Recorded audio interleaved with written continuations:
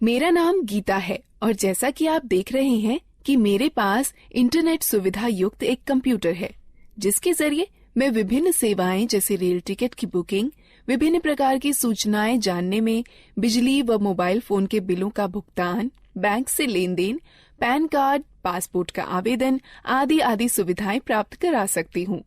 अच्छा, इसका मतलब मेरे गाँव वालों को इन कामों के लिए शहर जाने की जरूरत नहीं है? नहीं, बिल्कुल नहीं। यदि गांव में इंटरनेट युक्त कंप्यूटर सुविधा उपलब्ध है, तो गांव वालों को इन सुविधाओं को प्राप्त करने हेतु शहर जाने की आवश्यकता नहीं है। अरे, ये तो बहुत ही अच्छा है। मुझे पूरा विश्वास है कि यह सब जानकर गांव वाले भी मेरी तरह बहुत प्रसन्न होंगे। हाँ बिल्कुल, आप इन्हें गांव वालों को अवश्य बताइए। सुनिए, मेरा नाम राम प्रसाद है। आप कौन कौन सी ऑनलाइन सेवाएं प्रदान कर सकती हैं? क्या मेरे शहर गए बगैर आप मेरी बिजली बिल का भुगतान यहीं से करवा सकती हैं? मुझे यात्रा करने में बड़ी तकलीफ होती है। हाँ बिल्कुल, आप इतनी दूर गए बगैर अपना बिजली का बिल भुगतान यहीं से कर सकते हैं। ऐसा है तो ये मेरे लिए बहुत ही सुविधाजनक होगा। क्या आप कंप्यूटर के जरिए फसल के बाजारू भाव भी बता सकती हैं? हाँ बिल्कुल, मैं कंप्यूटर पर इंटरनेट के जरिए वर्तमान में फसल के भाव भी बता सकती हूँ। यह तो आश्चर्यजनक है कि हम ये सारी सुविधाएं गांव में भी प्राप्त कर सकते हैं। हाँ, इंटरनेट के जरिए ये सभी सुविधाएं आप अपने गांव में ही प्राप्त कर सकते हैं। मैंने सुना है कि आजकल इंटरनेट की सुविधा मोबाइल फोन पर भी उपलब्ध है। क्या ये सत्य है? हाँ रोहन, न केवल मोबाइल फोन बल्कि आजकल लोग स्मार्टफोन अथवा टैबलेट पर भी इंटरनेट कनेक्शन का उपयोग बहुत सारे कामों के लिए करते हैं। यह सब सुनने में बहुत रुचिकर लगता है। क्या आप मुझे कंप्यूटर, स्मार्टफोन और टैबलेट के बारे में सिखा सकती हैं? बिल्कुल रोहन, कृपया बैठ जाइए। मैं आपको कंप्यूटर, स्मार्टफोन और टैबलेट के बारे में और अधिक बताती हूँ। बाकी आप लोग भी बैठ जाइए, जिससे मैं आप सभी को डिजिटल यंत्रों के बारे में और अधिक बता सकूं। सबसे पहले हम यह सीखते हैं कि कंप्यूटर क्या है।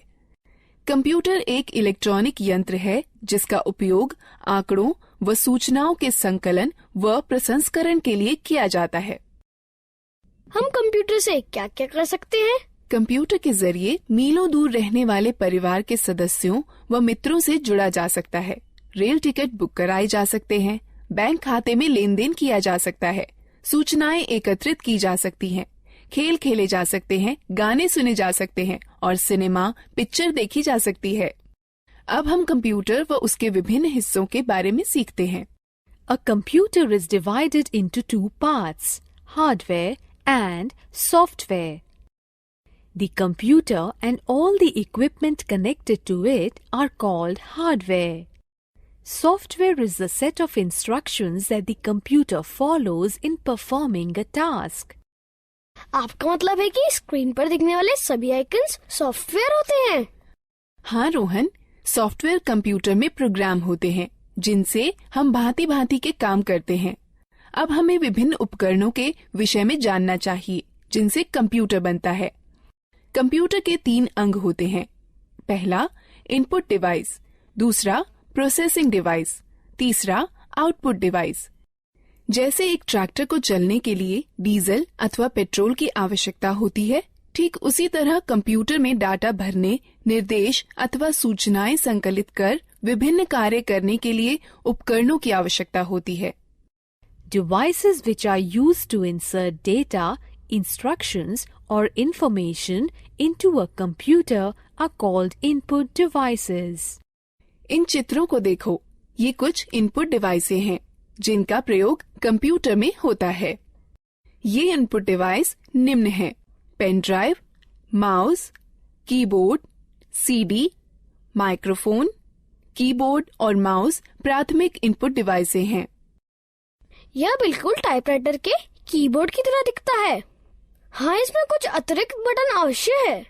सामान्य कीबोर्ड के बटनों के साथ इसमें कुछ अंक एवं विशेष बटन अवश्य होते हैं। क्या आप मुझे बताएंगी कि इन विशेष बटनों का प्रयोग किस लिए किया जाता है? अंक बटनों की सहायता से कैलकुलेटर की भांति कंप्यूटर में अंक भरे जाते हैं। नेविगेशनल बटन मार्गदर्शक बटन होते हैं जो मॉनिटर पर पेज देखने में सहायक होते हैं। प्रोग्राम में पेज अप बटन विषय के दिखने वाले भाग और कर्सर को स्क्रीन पर आगे बढ़ाता है। प्रोग्राम में पेज डाउन बटन विषय के दिखने वाले भाग और कर्सर को स्क्रीन पर पीछे करता है। प्रोग्राम में होम बटन कर्सर को विषय के आरंभ में ले जाता है। प्रोग्राम में एंड बटन कर्सर को विषय के अंतिम लाइन में ले जाता है। प्रोग्राम में ये तीनों बटन संपादन बटन कहे जाते हैं जो कंप्यूटर में पठनीय विषय में संशोधन करने में सहायक होते हैं। ज्यादातर लेख संपादन प्रोग्रामों इंसर्ट बटन का प्रयोग किसी लेख में शब्दों को भरने और लिखावट पर शब्दों के पुनर्लेखन में होता है। डिलीट बटन लेख संपादन प्रोग्रामों में एक एक कर अक्षर दाईं ओर मिटाता है। बैकस्पेस बटन लेख संपादन प्रोग्रामों में एक एक कर अक्षर बाईं ओर मिटाता है। ये 4 बटन किस काम के लिए प्रयोग किए जाते हैं? ये चारों बटन दिशा निर्देशक बटन कहलाते हैं। ज्यादातर लेख संपादन प्रोग्रामों में ऊपर की तरफ तीर के निशान वाला बटन कर्सर को स्क्रीन पर ऊपर की ओर ले जाता है। ज्यादातर लेख संपादन प्रोग्रामों में नीचे की तरफ तीर के निशान वाला बटन कर्सर को स्क्रीन पर नीचे की ओर ले जाता है। ज्यादातर लेख संपादन प्रोग्रामों में बाईं की तरफ तीर के निशान वाला बटन कर्सर को स्क्रीन पर बाईं की ओर ले जाता है। ज्यादातर लेख संपादन प्रोग्रामों में दाईं की तरफ तीर के निशान वाला बटन कर्सर को स्क्रीन पर दाईं की ओर ले जाता है। क्या तुम F1 से F12 तक के बटनों को देख रहे हो? यह बटन फंक्शन बटन कहलाते हैं। यह बटन कंप्यूटर पर सक्रिय प्रोग्राम के अनुसार निर्दिष्ट किए गए विशेष कार्य को निष्पादित करते हैं। ज्यादातर प्रोग्रामों में एस्केप बटन चल रही प्रक्रिया समाप्त कर देता है। कंट्रोल और अल्टरनेट बटन क्रिया परिवर्तन बटन हैं, जो ज्यादातर प्रोग्रामों में विशिष्ट कार्य और माउस की क्रिया को या तो परिवर्तित कर देते हैं या तो बढ़ा देते हैं। विंडो बटन विंडोज के स्टार्ट मेनू को सक्रिय कर देता है। यह बिल्कुल वैसे ही होता है जैसे कि टास्क बार के स्टार्ट बटन पर क्लिक करने से होता है। अब तक हमने कीबोर्ड के विभिन्न बटनों के बारे में सीखा। अब हम माउस के बारे में सीखते हैं। माउस एक दिखाने, निर्देशन करने वाला यंत्र है जिसका प्रयोग कंप्यूटर स्क्रीन पर दिखने वाले विषय आइकन्स को इंगित कर उनसे परस्पर संबंध बनाने में होता है। आप देखेंगे कि जैसे ही माउस चलाया जाता है वैसे ही माउस चलाए जाने की दिशा में एक छोटा तीर स्क्रीन पर चलता है। इस तीर को पॉइंटर कहते हैं। पॉइंटर की सहायता से कंप्यूटर को प्रक्रिया के लिए डाटा व निर्देश उपलब्ध कराए जा सकते हैं। माउस पर 2 बटन भी होते हैं, बायां बटन और दायां बटन। माउस के दोनों बटनों के बीच में एक घूमने वाला चक्का भी होता है, जिसकी मदद से प्रलेख या डॉक्यूमेंट और वेब पेज पर आसानी से चला जा सकता है। ये माउस द्वारा किए जा सकने वाले कुछ कार्य हैं। माउस के बाएं बटन को एक बार दबाकर स्क्रीन पर किसी प्रोग्राम को चुना जा सकता है। माउस के बाएं बटन को लगातार 2 बार बिना किसी अंतराल के दबाकर क्लिक कर किसी प्रोग्राम के अंदर प्रवेश किया जा सकता है। माउस के दाएं बटन को दबाए जाने पर इंडेक्स मेनू खुलेगा। घूमने वाला चक्का स्क्रीन पर पेज को ऊपर नीचे खिसकाने में हमारी सहायता करता है। जिस तरह दानों से भूसी निकालने या गेहूं को पीसने में ग्राइंडिंग मिल एक प्रोसेसिंग मशीन की तरह काम करती है, उसी तरह कंप्यूटर में वह यंत्र जो डाटा संग्रहण और संरक्षण को नियंत्रित करते हैं वह प्रोसेसिंग डिवाइस कहलाते हैं। कंप्यूटर प्रोसेसर या सीपीयू प्रोसेस की जाती है, फिर कंप्यूटर की मेमोरी या आरएएम में संरक्षित की जाती है। जिस तरह दानों से भूसी निकालने या गेहूं को पीसने में ग्राइंडिंग मिल एक प्रोसेसिंग मशीन की तरह काम करती है, जिस तरह अनाज और भूसे को अलग अलग करने वाला थ्रेशर एक आउटपुट मशीन है, उसी तरह कंप्यूटर के साथ परिणाम को दिखाने के लिए जो यंत्र प्रयोग में लाए जाते हैं उन्हें आउटपुट यंत्र कहते हैं। मॉनिटर एक बहुत ही सामान्य आउटपुट यंत्र है। मॉनिटर स्क्रीन है जिसका प्रयोग आउटपुट जैसे शब्दों, अंकों व चित्रों को देखने में होता है। मॉनिटर दो तरह के होते हैं, कैथोड रे ट्यूब और flat panel display. Printer computer से प्रसंस्कृत डाटा लेता है जिसे सॉफ्ट कॉपी कहते हैं और उसे छापकर निकालता है जिसे हार्ड कॉपी कहते हैं। कंप्यूटर पर दिखने वाले किसी चित्र या लेख को सॉफ्ट कॉपी कहते हैं तथा उसी के छपे हुए को हार्ड कॉपी कहते हैं। प्रिंटर तीन तरह के होते हैं, इंकजेट प्रिंटर, लेजर प्रिंटर और डॉट मैट्रिक्स प्रिंटर। स्पीकर एक आउटपुट यंत्र जिसके द्वारा हम आवाज सुनते हैं। स्पीकर के बिना हम गाने अथवा आवाज विषयों आदि को सुन नहीं सकते। हेडफोन कंप्यूटर से आवाज आउटपुट देता है।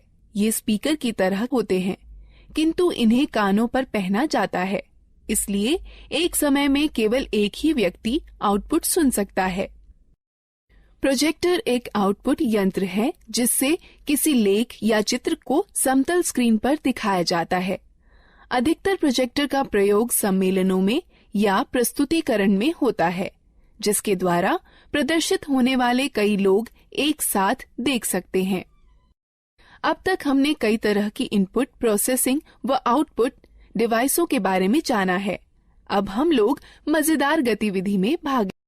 प्रत्येक प्रश्न के लिए सही विकल्प चुनें। सही है, अच्छा प्रयास।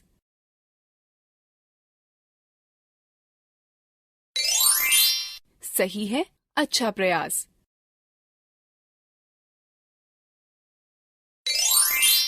सही है, अच्छा प्रयास। सही है, अच्छा प्रयास। दीदी, कंप्यूटर सारा डाटा कहाँ संचित करता है? जिस तरह तुम्हारा दिमाग बहुत सी आवश्यक चीजों को याद रखने में तुम्हारी मदद करता है, उसी तरह कंप्यूटर डाटा संचित करता है जिसे कंप्यूटर मेमोरी कहते हैं। कंप्यूटर की मेमोरी दो तरह की होती है, प्राथमिक अथवा मुख्य मेमोरी और द्वितीयक मेमोरी। मुख्य प्राथमिक मेमोरी बहुत तेज है, इसे रैम कहते हैं। इसका अर्थ रैंडम एक्सेस मेमोरी अथवा रैम होता है। कंप्यूटर की गति रैम पर निर्भर करती है। डाटा और निर्देश मुख्य मेमोरी में संचित रहते हैं, जहां से ये प्रोसेस कर रिजल्ट प्राप्त करने के लिए सीपीयू में पुनः प्राप्त किए जा सकते हैं। रैम वह मेमोरी होती है जहां सारे प्रोग्राम संचित किए जाते हैं। कंप्यूटर की गति रैम पर निर्भर होती है। कैश मेमोरी वह मेमोरी है जो रैम का अंग होती है और प्रोसेसर के बहुत पास होती है। इसका प्रयोग प्रोसेसिंग गति को सुधारने में किया जाता है। प्राथमिक मेमोरी सीमित होती है, इसलिए असीमित डाटा को सुरक्षित करने के लिए द्वितीयक मेमोरी का प्रयोग करते हैं। चूंकि कंप्यूटर द्वितीयक मेमोरी पर सुरक्षित डाटा को सीधे प्रोसेस नहीं कर सकता, अतः प्रोसेस करने के लिए पहले रैम पर उसकी नकल तैयार की जाती है। ये कुछ डिवाइस हैं जो द्वितीयक मेमोरी की तरह कार्य करती हैं: पेन ड्राइव, हार्ड डिस्क और डीवीडी। तो एक कंप्यूटर डाटा को अपनी मेमोरी में कैसे सुरक्षित करता है? कंप्यूटर सभी सूचनाएं केवल दो अंकों 0 और 1 में संचित करता है।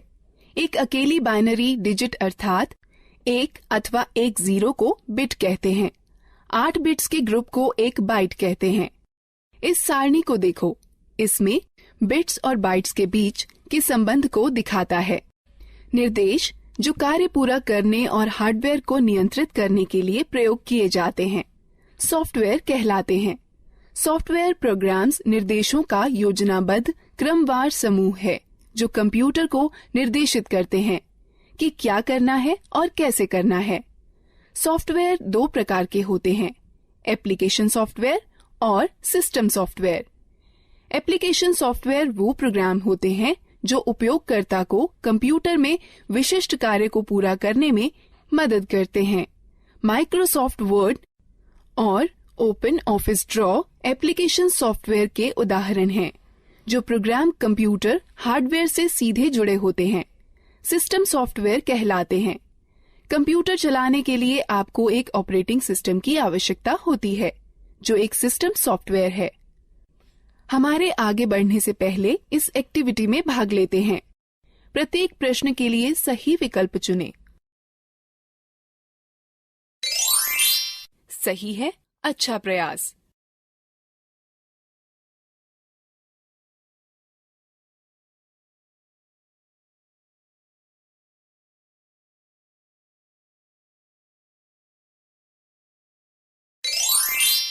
सही है, अच्छा प्रयास।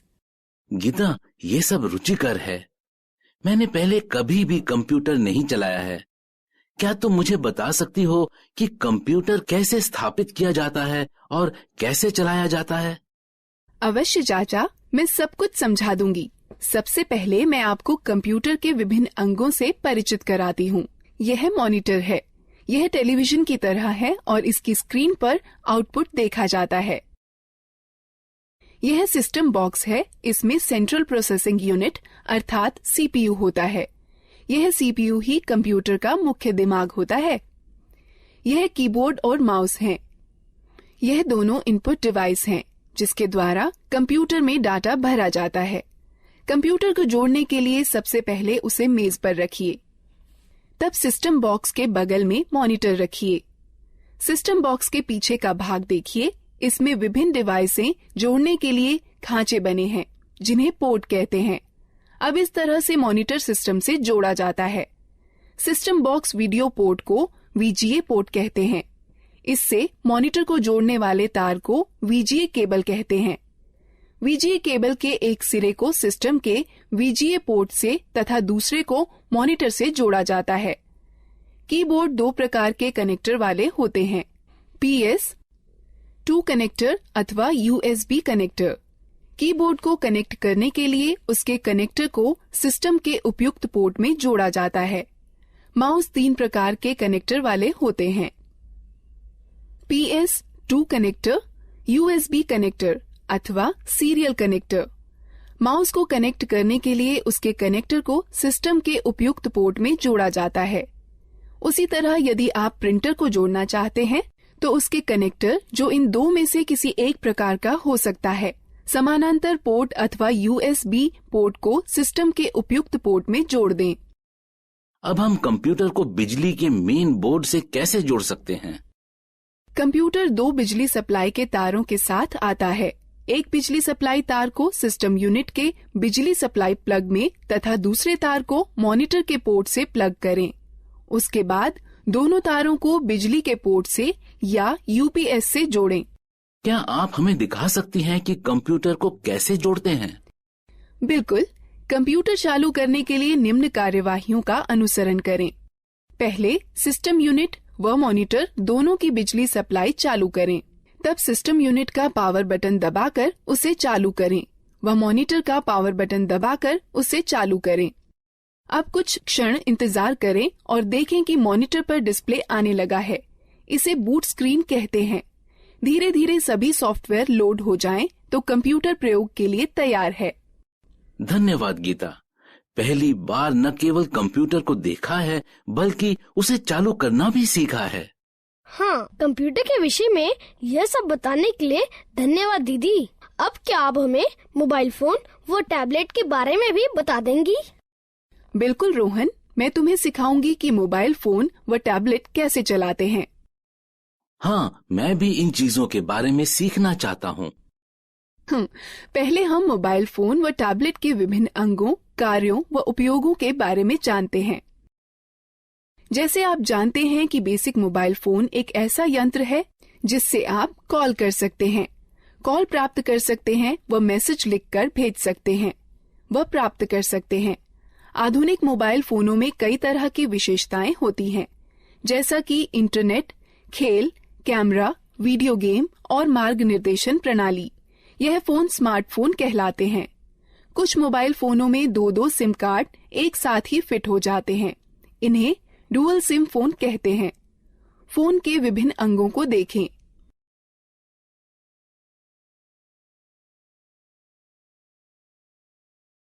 गीता, क्या तुम मुझे दिखा सकती हो कि फोन में सिम व बैटरी कैसे डालते हैं?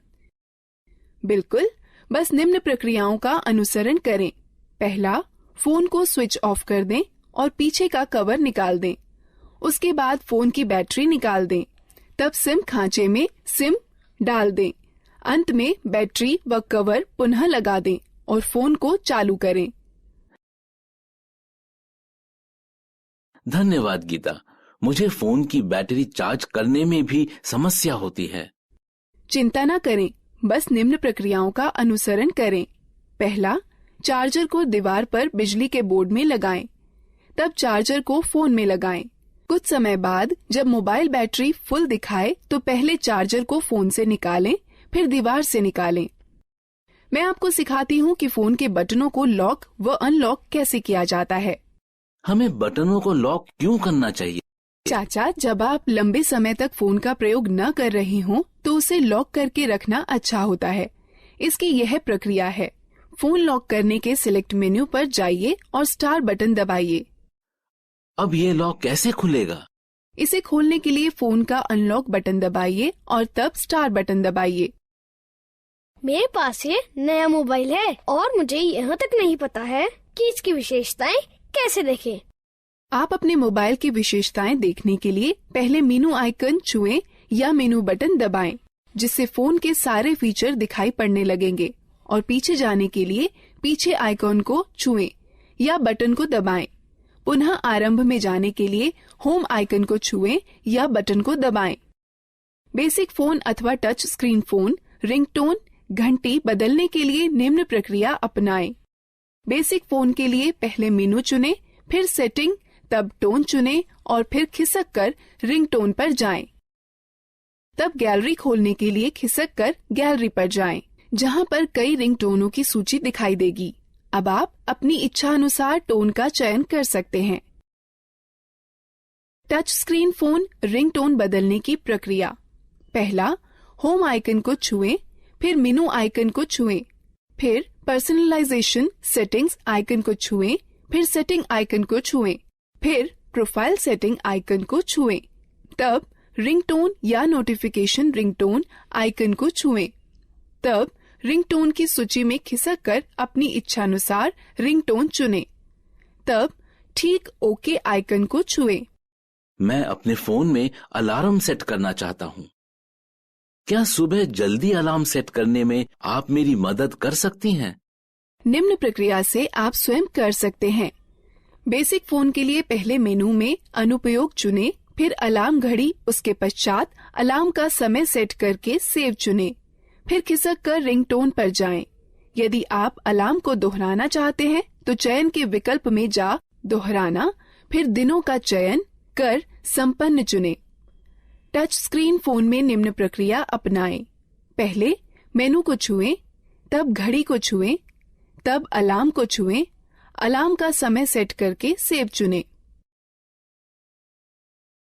दीदी, क्या आप हमें टैबलेट के बारे में बता सकती हैं? हाँ जरूर, मैं अभी बताने ही वाली थी। टैबलेट एक कॉम्पैक्ट डिवाइस है जो एक स्मार्टफोन अथवा एक लैपटॉप अथवा कंप्यूटर की तरह है। आजकल टैबलेट अपने सुविधाजनक आकार और फीचर के सरल उपयोग के कारण बहुत लोकप्रिय हो गए हैं।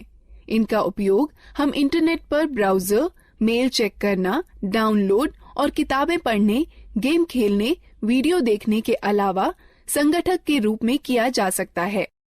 टैबलेट विभिन्न प्रकार के होते हैं। यहाँ पर कुछ हैं। बुकलेट टैबलेट पीसी का सबसे सरलतम रूप है, जो किताब की तरह दिखता है। इस डिवाइस के दोनों तरफ डिस्प्ले होता है और इसकी कार्यप्रणाली दोनों तरफ छूने से कार्य करती है। यह हस्तलेख को पहचानने वाला सॉफ्टवेयर होता है, जो तुम्हें स्क्रीन पर वैसे ही लिखने की अनुमति देता है जैसे कि आप पेपर पर लिख सकते हैं।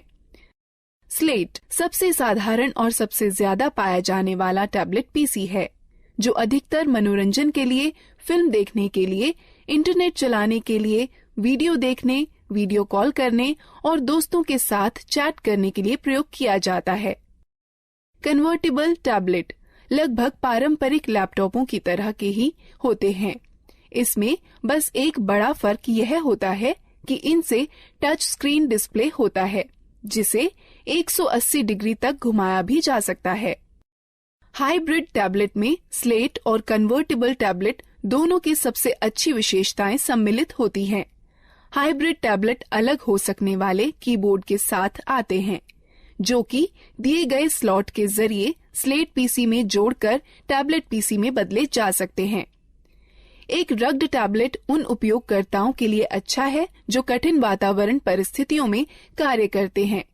इनके अंदर की हार्ड ड्राइव झटकों को सहन करने वाली और इनका सुरक्षात्मक कवच इन्हें काफी टिकाऊ बनाता है। यह एक बात आपके लिए ध्यान में रखना अति आवश्यक है कि प्रथम बार इनका उपयोग करने से पूर्व इनकी बैटरी को कम से कम 6 से 7 घंटे चार्ज करना चाहिए, जब तक कि बैटरी पूर्ण रूप से चार्ज न हो जाए। हम बैटरी कैसे चार्ज करते हैं? इन चरणों का अनुसरण करो। पहला, केबल को चार्जिंग हेड में लगाएं और प्लग को स्टैंडर्ड एसी पावर में लगा दें। डिवाइस अपने आप चार्ज होने लगती है। डिवाइस के पूरा चार्ज होने के बाद चार्जर को प्लग से हटा देना चाहिए। डिवाइस में ऊर्जा संरक्षण हेतु पावर सेव बटन को दबाकर स्क्रीन को बंद किया जा सकता है। स्क्रीन को पुनः चालू करने के लिए यह प्रक्रिया दोबारा करें। डिवाइस को बंद करने का सही तरीका क्या है? जब आपको डिवाइस बंद करनी हो तो निम्न चरणों का अनुसरण करें। पहले, पावर बटन को कुछ क्षण के लिए दबा कर रखें। तब टैबलेट को बंद करने के लिए मेनू खुलने पर दिखाई देगा। तब पावर ऑफ पर टच कर डिवाइस को बंद करें। एक टैबलेट की होम स्क्रीन एप्लीकेशन फंक्शन मेनू के लिए स्टार्टिंग पॉइंट है। आप अपनी होम स्क्रीन को एप्लीकेशन आइकन्स शॉर्टकट फोल्डर को जोड़ करके कस्टमाइज कर सकते हैं। अतिरिक्त डिस्प्ले स्क्रीन के लिए स्क्रीन को दाएं अथवा बाएं खिसकाएं। तो तुमने सीखा कि कैसे लैपटॉप, कंप्यूटर, मोबाइल फोन और टैबलेट को